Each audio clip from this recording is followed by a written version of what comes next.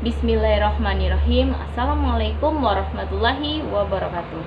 Alhamdulillahirrabbilalamin. Wassalatu wassalamu ala asrofil anbiya'i wal mursalin wa ala alihi wa sahbihi rasulillahi ajmain. Amma ba'du.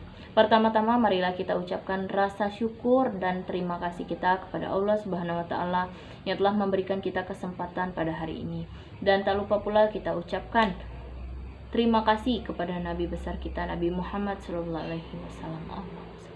Dan tak lupa pula kita ucapkan juga terima kasih kepada dosen pembimbing mata kuliah kita, yaitu Ibu dosen Ibu Dr. Alimni MPD selaku mata kuliah pembelajaran SKI di madrasah ini, yang mana telah memberikan kita kesempatan untuk berdiskusi yang berjudul Paradigma Strategi Pembelajaran SKI di Madrasah ini.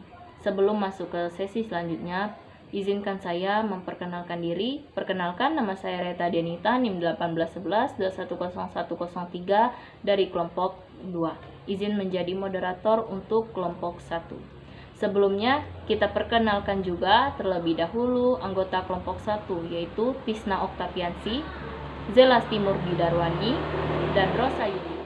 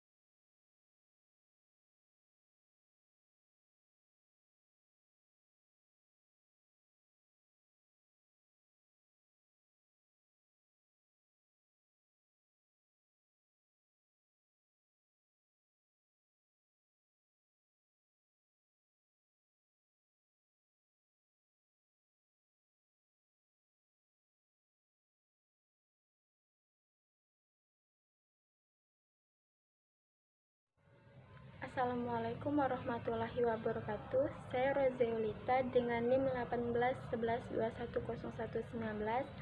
Saya dari kelompok 1. Kami membahas materi mengenai paradigma strategi pembelajaran SKI.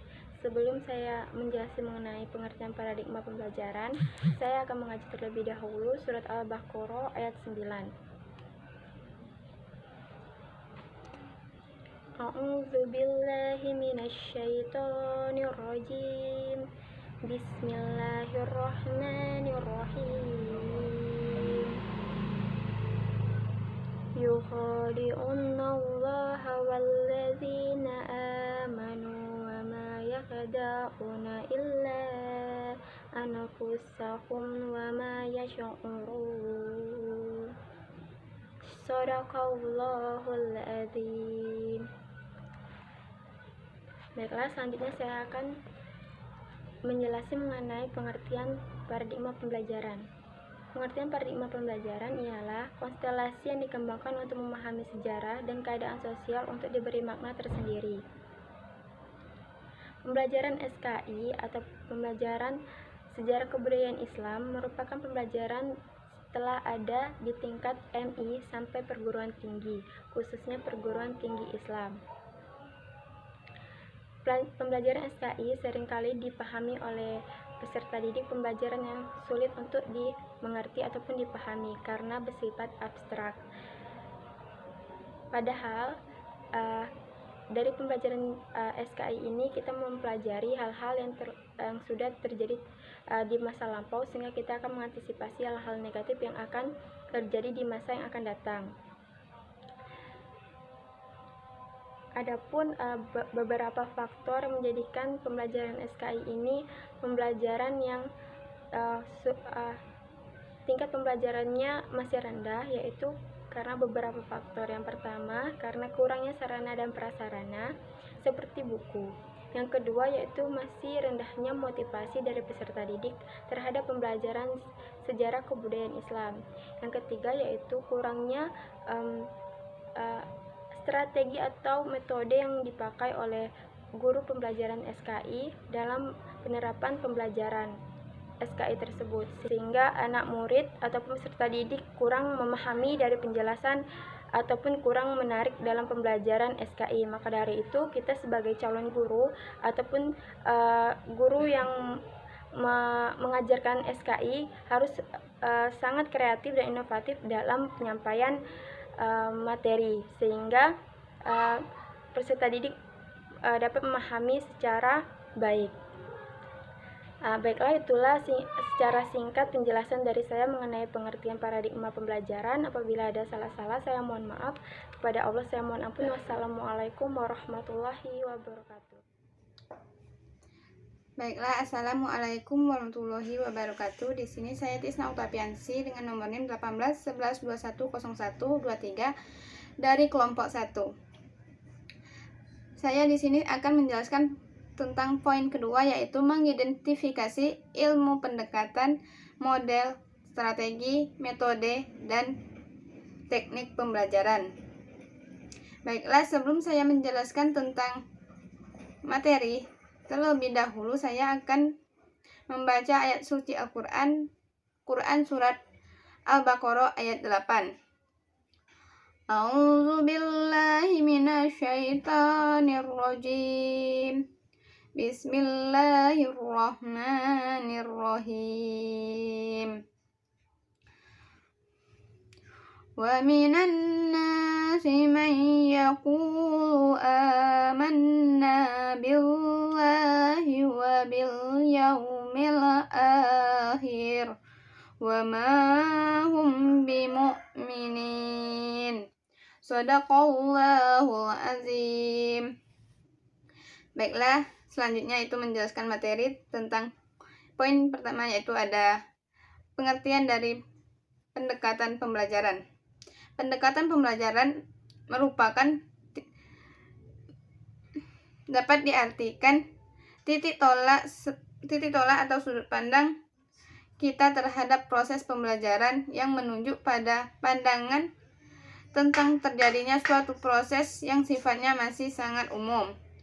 Di dalamnya terdapat untuk mewadahi, menginspirasi, menguatkan, dan melatari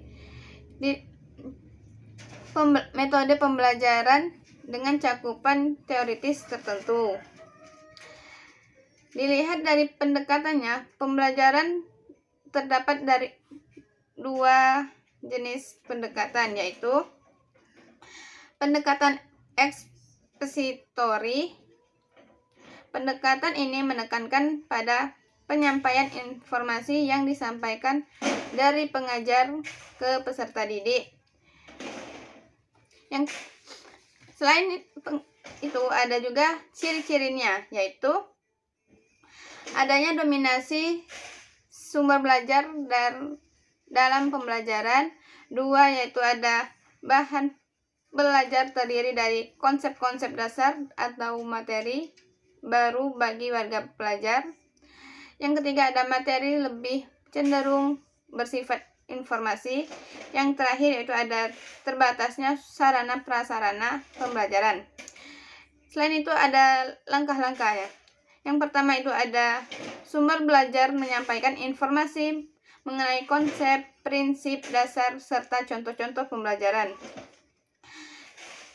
Yang kedua yaitu ada pengambilan kesimpulan dari keseluruhan pembahasan, baik dilakukan oleh pengajar maupun dilakukan oleh peserta didik. Yang kedua itu ada pendekatan inquiry. Istilah inquiry ini mempunyai kesamaan konsep dengan istilah lain, seperti discovery, problem solving, dan refleksi thinking. Semua istilah ini sama dalam penerapannya, yaitu berusaha untuk memberikan kesempatan kepada peserta didik untuk dapat belajar. Nah, itu ada langkah-langkah dari pendekatan inquiry, yaitu ada simulation, problem statement, data collection, data processing, verification, dan generalization. Yaitu ada poin kedua. Poin kedua ada pengertian dari model pembelajaran. Model pembelajaran adalah kerangka yang memberikan gambaran sistematis untuk melaksanakan pembelajaran agar membantu belajar siswa dalam tujuan tertentu yang ingin dicapai. Artinya, model pembelajaran merupakan gambaran umum namun tetap mengerucut pada tujuan khusus. Yang kedua yaitu ada ciri-ciri model pembelajaran. Menurut Hamiyah dan Jauhar 2014 halaman 58, ciri-ciri dari model pembelajaran adalah sebagai berikut, ada 5. Yang pertama ada berdasarkan teori pendidikan dan teori belajar tertentu. Yang kedua yaitu mempunyai misi dan tujuan pendidikan tertentu. Yang ketiga dapat dijadikan pedoman untuk perbaikan kegiatan pembelajaran di kelas. Yang keempat yaitu ada memiliki perangkat bagian dari model. Yang kelima yaitu memiliki dampak sebagai akibat penerapan model pembelajaran, baik langsung maupun tidak langsung. Poin yang ketiga yaitu ada fungsi model pembelajaran. Fungsi model pembelajaran adalah pedoman dalam perancangan hingga pelaksanaan pembelajaran. Menurut Trianto 2010 halaman 53 yang mengemukakan bahwa fungsi model pembelajaran adalah sebagai pedoman bagi perancang, pengajar, dan para guru untuk dalam melaksanakan pembelajaran. Oleh karena itu, pemilihan model sangat dipengaruhi sifat dari materi yang akan dibelajarkan, tujuan yang akan dicapai dalam pembelajaran tersebut, serta tingkat kemampuan peserta didik. Poin yang selanjutnya yaitu ada jenis model pembelajaran. Jenis model pembelajaran menurut Suprihatiningrum 2013 halaman 186 dibagi menjadi A. Model pembelajaran pemrosesan informasi. Model ini menekankan pada pengelolaan informasi dalam otak sebagai aktivitas mental siswa. Model ini akan mengoptimalkan daya nalar dan daya pikir siswa melalui pemberian masalah yang disajikan oleh guru. Yang ke B yaitu ada model pribadi. Sesuai dengan namanya, model pengajar dalam rumpun ini berorientasi kepada perkembangan diri individu. Implikasi model ini dalam pembelajaran adalah guru harus menyediakan pembelajaran sesuai dengan minat, pengalaman, dan perkembangan mental. Model mengajar dalam model pribadi ini sesuai dengan paradigma student centered atau pembelajaran yang berpusat pada siswa. Yang ketiga yaitu ada model interaksi sosial, yaitu ada menitik beratkan pada proses interaksi antar individu yang terjadi dalam kelompok. Model ini mengajar di setting dalam pembelajaran berkelompok. Model ini mengutamakan pengembangan kecakapan individu dengan berhubungan individu yang lain. Yang keempat yaitu ada model perilaku. Pembelajaran harus memberikan perubahan pada perilaku pembelajar atau peserta didik ke arah yang sejalan dengan tujuan. Yang kelima yaitu ada model pembelajaran. Menurut Hamdayama 2016 halaman 132 sampai 182 dibagi menjadi yang pertama ada model pembelajaran inquiry, yang kedua yaitu ada pembelajaran kontekstual, yang ketiga yaitu ada pembelajaran kooperatif, yang keempat yaitu ada pembelajaran Vaikum. Pembelajaran Vaikum ini pembelajaran yang dirancang agar memuat anak lebih aktif dan mengembangkan kreativitas sehingga pembelajaran bisa berlangsung secara efektif, optimal, dan pada akhirnya terasa lebih menyenangkan. Poin besar yang ketiga yaitu ada strategi pembelajaran. Yang pertama ada pengertian dari strategi pembelajaran adalah cara yang akan dipilih dan digunakan oleh seorang pengajar untuk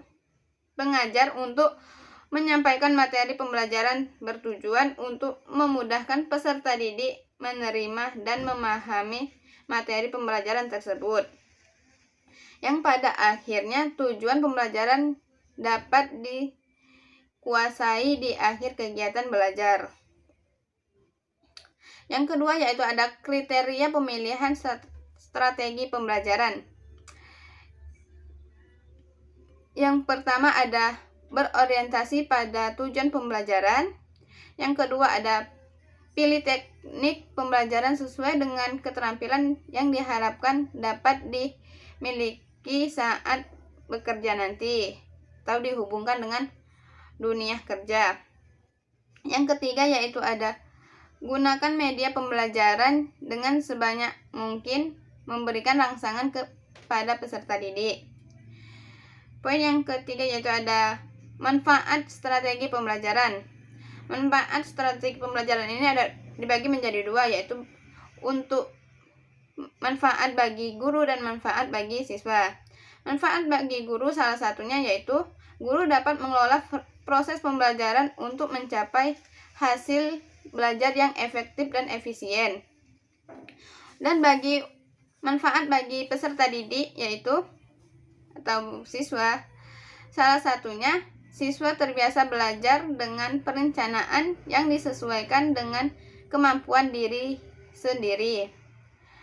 Yang kedua yaitu ada macam-macam strategi pembelajaran, yaitu dibagi menjadi 3. Yang pertama itu ada strategi induktif, yang kedua yaitu ada strategi deduktif, dan yang ketiga yaitu ada strategi campuran. Sedangkan untuk strategi induktif ini, strategi pembelajaran dimulai dari hal-hal yang khusus ke yang umum.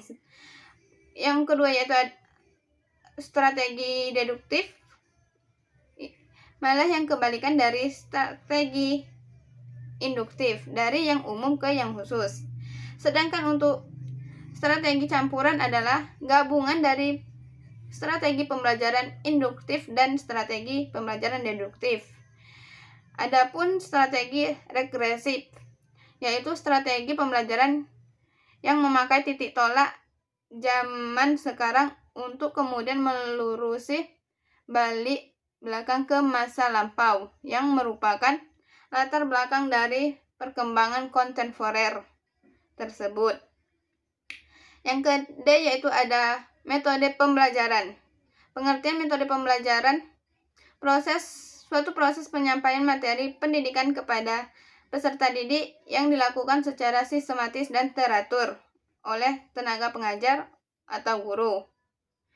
Pendapat lain mengatakan metode pembelajaran adalah suatu strategi atau taktik dalam melaksanakan kegiatan belajar dan mengajar di kelas yang diaplikasikan oleh tenaga pengajar sehingga tujuan pembelajaran yang telah ditetapkan dapat tercapai dengan baik. Yang kedua yaitu ada macam-macam metode pembelajaran. Yang pertama yaitu ada metode ceramah. Metode ceramah ini merupakan cara konvensional, yaitu dengan menyampaikan informasi secara lisan kepada siswa. Adapun kelebihan dan kekurangannya, salah satu kelebihan dari metode ceramah yaitu ada tenaga pengajar dapat mengendalikan kelas sepenuhnya. Kekurangannya, peserta didik lebih pasif karena hanya mendengarkan pengajar. Yang kedua yaitu ada metode pembelajaran diskusi. Metode diskusi adalah suatu metode pengajaran yang mengedepankan aktivitas diskusi siswa dalam belajar memecahkan masalah. Adapun kekurangan dan kelebihannya. Untuk kekurangan dari metode diskusi yaitu salah satunya mendorong siswa lebih berpikir yang lebih kritis. Yang kedua yaitu ada untuk kelebihannya dari metode diskusi, salah satunya cenderung didominasi siswa yang suka berbicara. Poin kecil yaitu ada fungsi metode belajar. Metode dalam kegiatan belajar memiliki fungsi tertentu. Menurut Saiful Bahri Jarama dan Aswan Zain, fungsi metode belajar yaitu ada 3 sebagai alat motivasi intrinsik. Motivasi adalah suatu dorongan di dalam diri seseorang untuk melakukan sesuatu baik secara sadar maupun tidak sadar. Yang kedua ada strategi. Sebagai strategi pembelajar, setiap siswa dalam kelas memiliki tingkat inteligensi yang berbeda-beda. Meskipun kelas tersebut diisi dengan siswa tersebut akan mempengaruhi kemampuan mereka dalam menyerap pelajaran yang disampaikan oleh guru. Yang ketiga yaitu ada proses alat untuk mencapai tujuan. Metode belajar berperan sebagai fasilitas pendidikan yang berfungsi untuk menyampaikan materi pembelajaran kepada peserta didik. Yang keempat yaitu tujuan metode pembelajaran. Ada beberapa tujuan metode belajar sebagai berikut. Yang pertama yaitu ada membantu siswa mengembangkan kemampuan individualnya. Yang kedua yaitu untuk membantu proses belajar mengajar sehingga pelaksanaan kegiatan pembelajaran dapat dilakukan dengan secara baik. Yang ketiga yaitu untuk membantu menemukan, menguji, dan menyusun data. Yang keempat yaitu untuk memudahkan proses pembelajaran dengan hasil yang baik. Yang kelima yaitu untuk menghantarkan suatu pembelajaran ke arah yang ideal dengan cepat tepat dan sesuai dari perangkat pembelajaran. Yang keenam yaitu agar proses pembelajaran dapat berjalan dengan lancar. Poin yang terakhir yaitu ada teknik pembelajaran. Pengertian teknik pembelajaran. Teknik pembelajaran adalah segala cara yang dilakukan oleh seorang dalam mengimplementasikan suatu metode secara spesifik. Misalnya, penggunaan metode ceramah pada kelas dengan jumlah siswa yang relatif banyak akan membutuhkan teknik tersendiri dan akan dengan penggunaan metode ceramah pada kelas dengan jumlah siswa yang relatif terbatas. Yang poin ke B yaitu ada dasar hukum teknik pembelajaran. Terdapat dalam Quran surat Al-Maidah ayat 8 yang mempunyai arti, untuk tiap-tiap umat di antara kamu, kami berikan aturan dan jalan yang terang.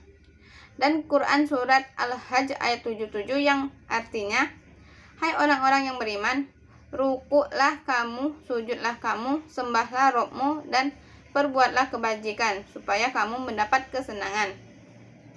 Maksud dari ayat di atas, jika dikaitkan dengan ayat sesudahnya, maka teknik atau cara ruku dan sujud merupakan cara untuk memudahkan teknik ibadah-ibadah lainnya kepada Allah Subhanahu wa Ta'ala.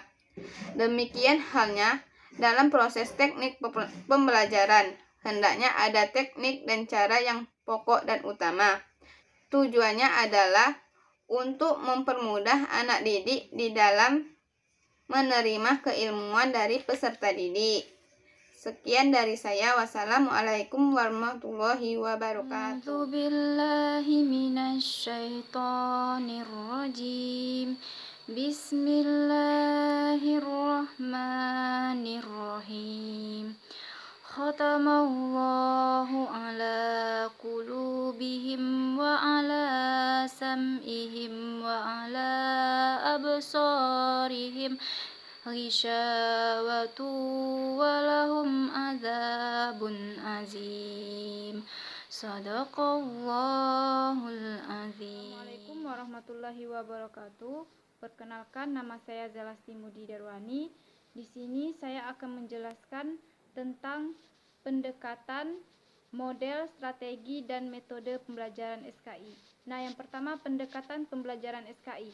Sejarah kebudayaan Islam itu adalah berita atau peristiwa masa lalu yang mempunyai asal muasal tertentu. Nah,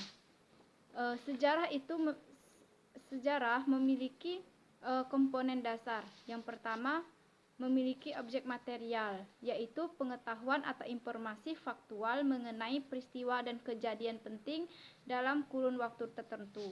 Dan yang kedua, memiliki objek formal, yaitu cara pendekatan dan metode dipakai atau atas objek material yang sedemikian, sehingga mencirikan dan mengkhususkan bidang kegiatan yang bersangkutan. Dalam proses penelitian sejarah diawali dengan heuristik. Dan yang ketiga, sistematis, yaitu sejarah sebagai kisah ditulis secara sistematis.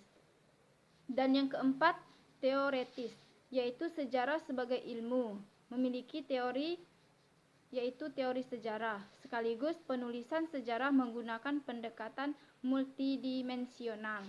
Dan yang kelima, filosofis, yaitu untuk mencapai dan mengukur objektivitas dan kebenaran sejarah. Nah, selain komponen dasar, sejarah juga memiliki komponen utama. Yang pertama, ada kejadian. Nah, yang kedua, ada manusia. Dan ketiga, latar belakang. Dan yang keempat, syarat makna. Nah, dari keempat unsur yang tadi, itulah yang menjadi komponen penting dari sejarah sebagai sebuah peristiwa masa lampau yang berarti. Nah, adapun pendekatan yang terpadu dalam pembelajaran SKI. Yang pertama itu keimanan, yaitu memberikan peluang kepada peserta didik untuk mengembangkan pemahaman adanya Tuhan sebagai sumber kehidupan makhluk hidup di jagat raya ini. Dan yang kedua, pengalaman, memberikan peluang kepada peserta didik untuk mempraktekkan dan merasakan hasil pengalaman ibadah dan akhlak dalam menghadapi tugas-tugas dan masalah kehidupan. Dan yang ketiga, pembiasaan, yaitu memberikan peluang kepada peserta didik untuk membiasakan sikap dan perilaku yang sesuatu dengan ajaran Islam dan budaya bangsa dalam menghadapi kehidupan.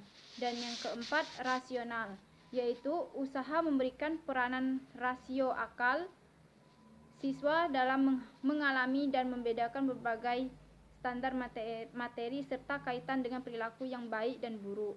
Dan yang selanjutnya, emosional, yaitu upaya mengunggah perasaan atau emosi siswa dalam menghayati perilaku yang sesuai dengan ajaran agama dan budaya bangsa. Dan yang selanjutnya, fungsional, yaitu menyajikan bentuk semua standar materi, baik itu Al-Quran, hadis, keimanan, akhlak, fikih, tarik, dan sebagai manfaat lainnya. Yang selanjutnya adalah keteladanan, yaitu menjadi fitur guru agama dan non-agama serta petugas madrasah lainnya sebagai cerminan manusia berkepribadian agama.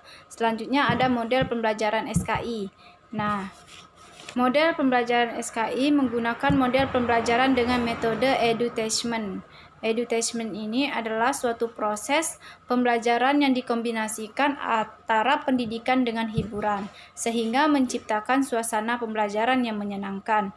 Nah, edutainment ini bersifat menyenangkan dan mampu mengurangi rasa bosan di kelas. Selanjutnya ada teori dan bentuk terapan edutainment, yaitu yang pertama humanizing the classroom, yaitu proses membimbing, dan yang kedua active learning, yaitu pembelajaran aktif, dan yang ketiga accelerated learning, pembelajaran yang tercepat.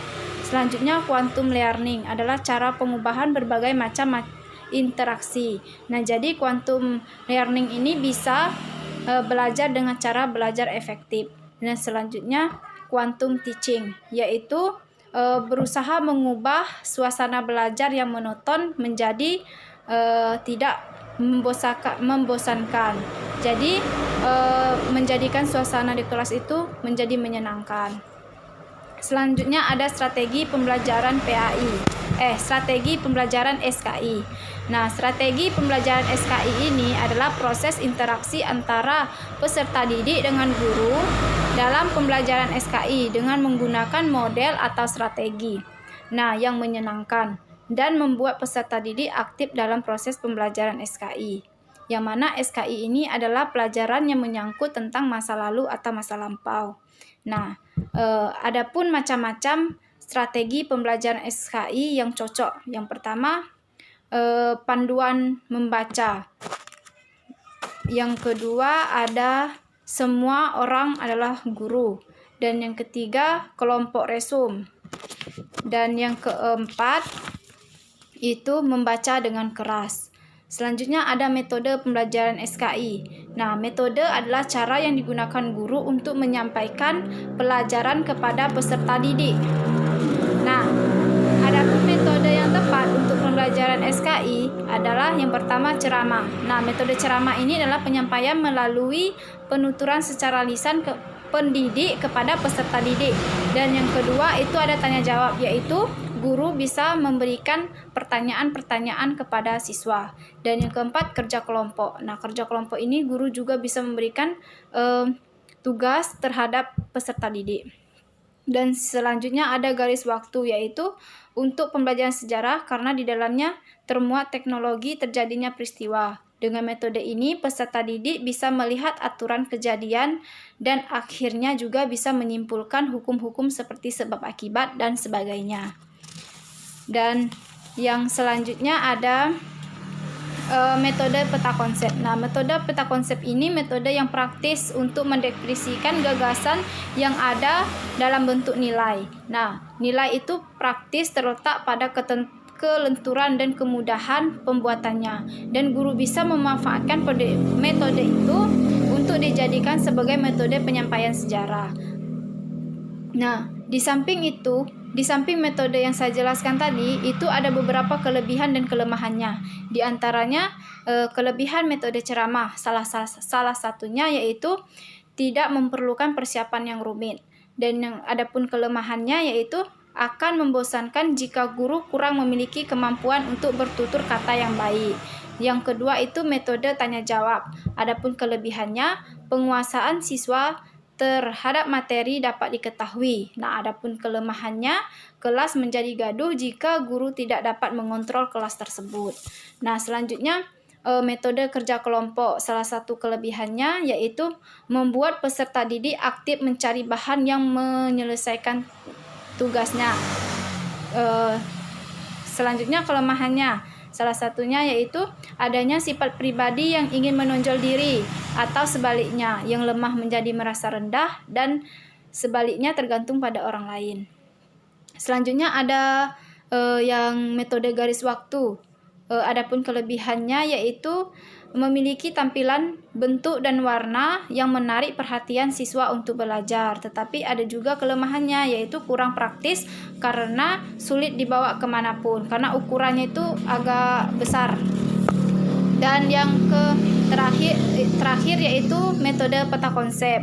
Kelebihannya salah satunya membantu siswa untuk membangun pengetahuan sendiri. Namun ada kelemahannya yaitu sulit bagi siswa yang kurang pandai membaca. Terima kasih. Wassalamualaikum warahmatullahi wabarakatuh. Terima kasih kita ucapkan kepada pemakala atau kelompok 1 yang telah menjelaskan tentang paradigma strategi pembelajaran SKI di madrasah. Selanjutnya sesi tanya jawab.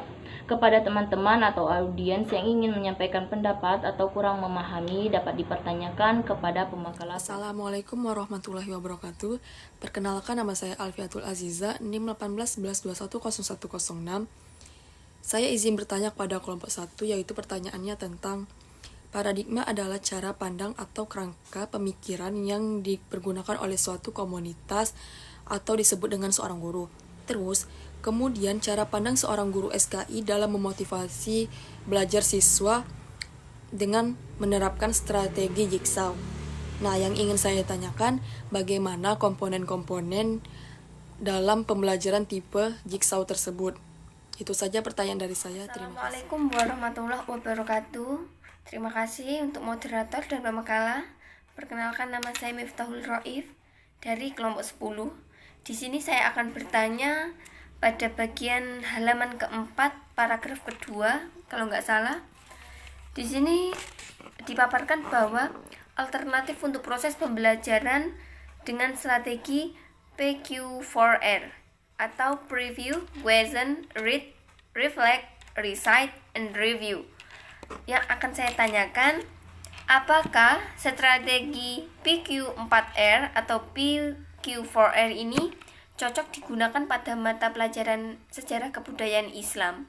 Dan jika cocok, tolong berikan contoh bagaimana penerapan PQ4R ini. Terima kasih. Wassalamualaikum warahmatullahi wabarakatuh. Waalaikumsalam warahmatullahi wabarakatuh. Perkenalkan, saya Rizky Indah Widya Astuti dari kelompok 10. Ingin bertanya kepada kelompok 1. Yang ingin saya tanyakan adalah, di dalam makalah terdapat strategi pembelajaran. Nah, di dalam strategi pembelajaran disebutkan ada macam-macam strategi pembelajaran. Nah, tolong kepada pemakala untuk menjelaskan kembali 3 macam-macam strategi pembelajaran dan berikan masing-masing satu contoh yang berhubungan dengan pembelajaran SKI di madrasah.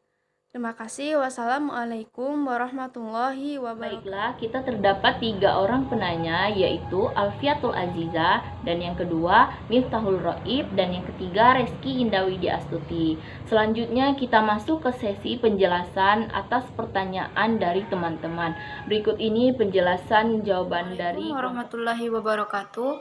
Baiklah, saya Zelasti Murdi Darwani akan menjawab pertanyaan saudari Alfiatul, yang mana pertanyaan paradigma adalah cara pandang atau kerangka pemikiran yang dipergunakan oleh sesuatu komunitas atau yang sering kita sebut sebagai guru. Kemudian, cara pandang seorang guru PAI dalam memotivasi belajar siswa, salah satunya dengan menerapkan strategi jigsaw. Nah, pertanyaannya, bagaimana komponen-komponen pembelajaran tipe jigsaw tersebut? Nah, adapun komponen-komponen tipe jigsaw, yang pertama itu pembentukan kelompok asal. Nah, guru membagikan peserta didik ke dalam beberapa kelompok. Tiap kelompok itu ada 3-4 orang.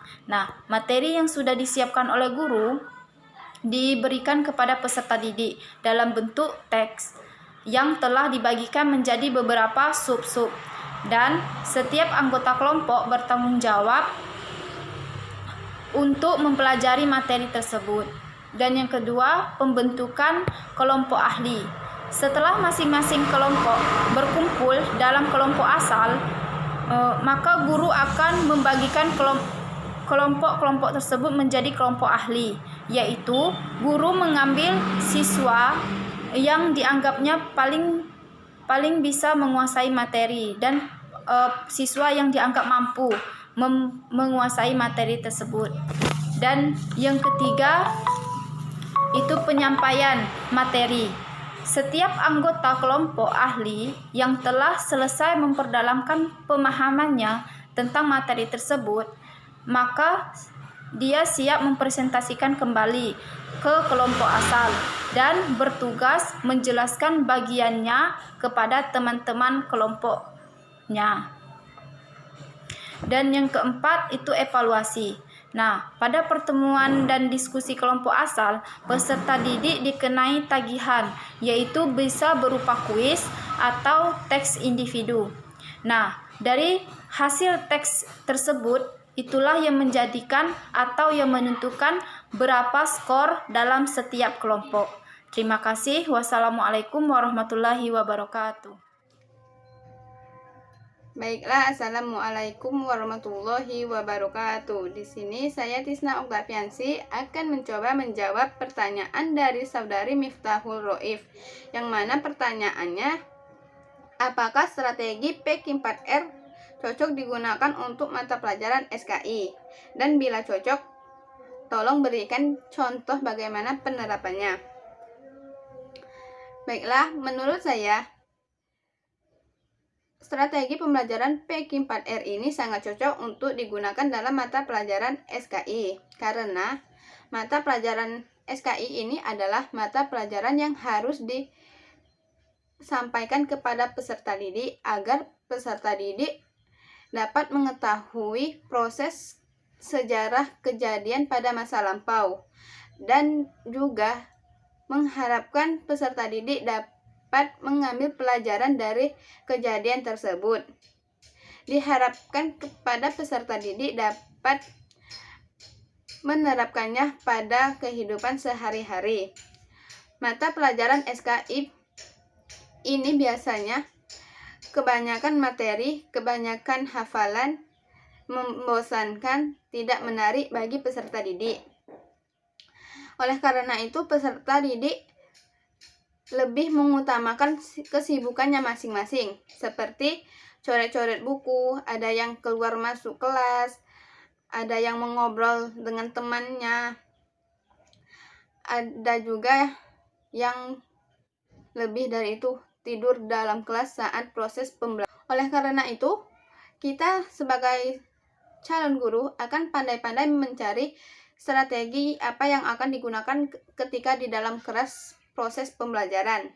Dengan memilih strategi pembelajaran PK4R ini sangat cocok digunakan dalam mata pelajaran SKI.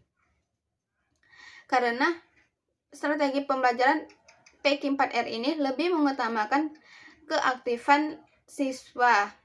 Jadi, dengan menggunakan strategi pembelajaran PK4R ini, siswa lebih aktif dalam proses belajar mengajar.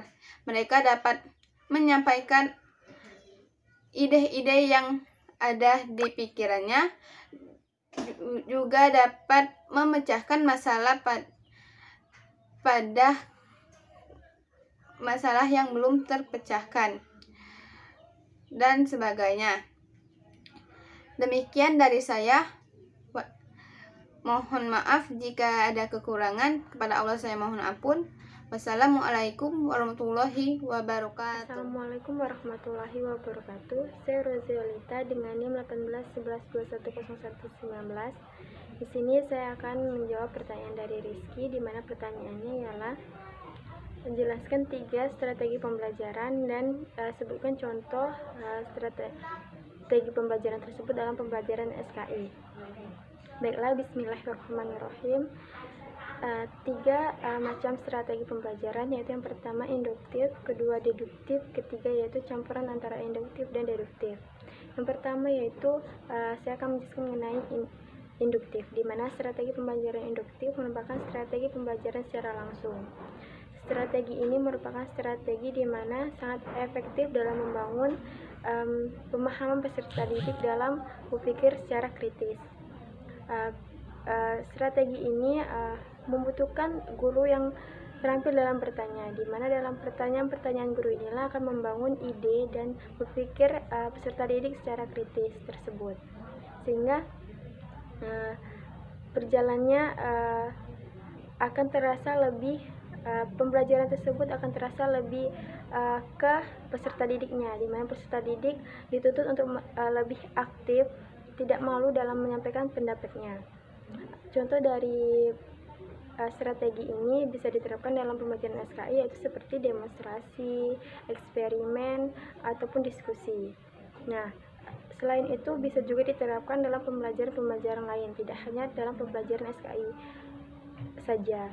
Nah, yang kedua yaitu strategi pembelajaran deduktif, di mana strategi pembelajaran deduktif ini merupakan bentuk keimbangan dari strategi pembelajaran induktif, di mana strategi ini sama tujuannya untuk membimbing siswa dalam berpikir kritis dan menjelaskan mengenai konsep, generalisasi, ataupun hal yang lainnya untuk membimbing peserta didik dalam pembelajarannya. Cuman bedanya hanya terdapat pada apabila induktif itu siswa lebih aktif daripada guru.